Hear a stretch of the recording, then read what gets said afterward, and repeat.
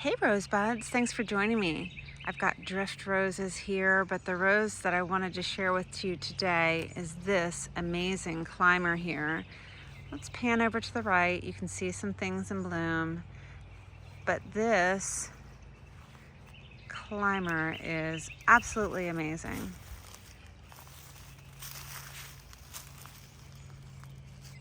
This is Rosanna. And wow, would you just look at her? Let me see what year this is. This is a 2023, so that means that this is its second season. Wow, it's on multiflora, which you know I love. It does really well in our environment. Let me see if it has a scent. It's very light, leaning maybe a little bit fruity floral, but look how big it is.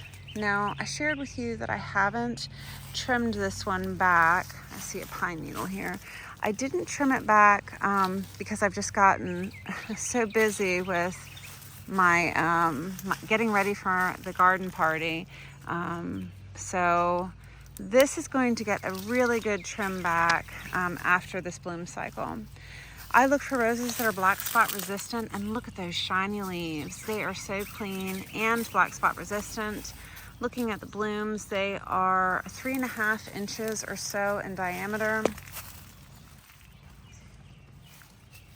It's really pretty. So let's see, black spot resistant, huge. Let's go look at this side.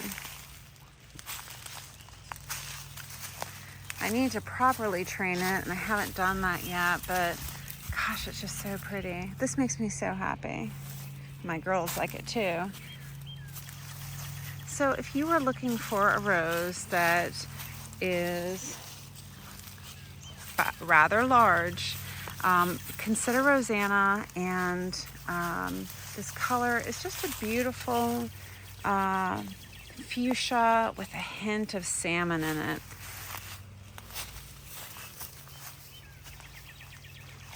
So thanks so much for joining me. I'll see you in the next video.